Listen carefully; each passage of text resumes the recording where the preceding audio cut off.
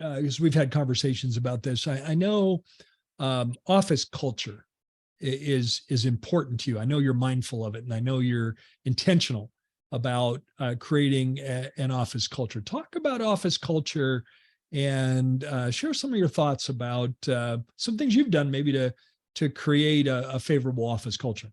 Yeah, I think office culture starts with having a good set of core values. And I don't mean generic words like integrity and respect. I'm talking about like really sitting down and figuring out what's important to you and the practice. So I'll give you an example of one of our core values. So one of our core values is fun but not fake. And what does that mean?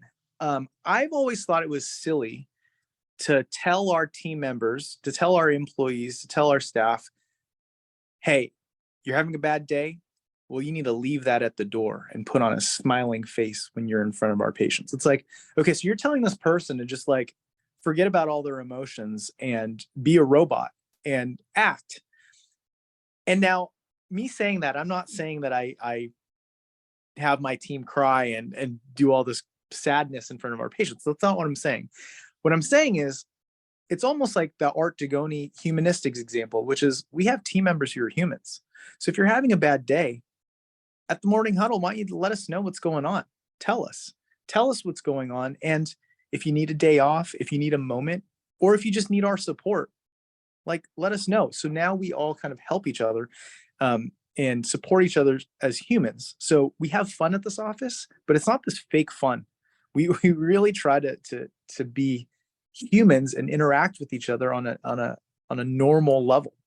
Wow. So that's one of our core values, and it builds and we have 6 of these core values.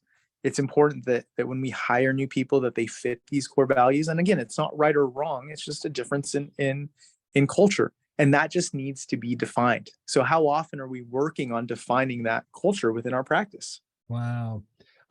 Share one more, if you would. Yeah. Another core value.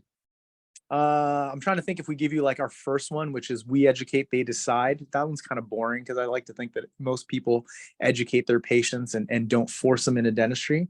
I will give you football, not golf. So one of our core values is football, not golf. We are a team. When you're playing golf, if you do well, if you do poorly, all you really have to blame to account for is yourself, right? It's your own sport. Now, if you have a caddy, sure, that's fine. There are things that you can't account for, like wind and whatnot, sure. But it's in the end, it's on you. Football, it doesn't matter how big of a star quarterback you are. If you don't have an O-line protecting you, if you don't have wide receivers who can catch, if you don't have running backs who can run the ball, you're not going to succeed. So here, we all kind of try and define our roles. We're still in the process of trying to figure out how we all work together, but it's one team. You know, it's not, you'll never hear the words, well, that's not my job, because everybody's job is everybody's job here, because we're one team. You know, if the running back fumbles the ball, the quarterback doesn't go, well, I'm not going to pick that up. That's not my job. It is your job. It became your job when the running back fell and dropped the ball.